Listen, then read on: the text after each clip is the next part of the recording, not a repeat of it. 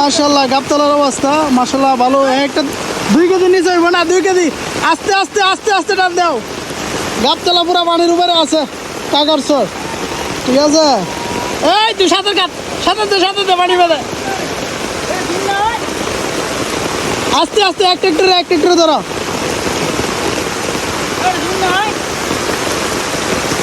ভয় পাইও না।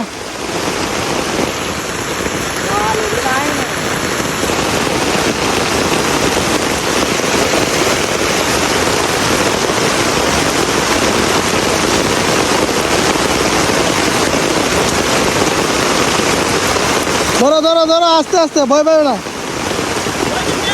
এই মাছটা মেয়ে দেখাও, মাছটা একা টাঙ্গাও, উঠবে।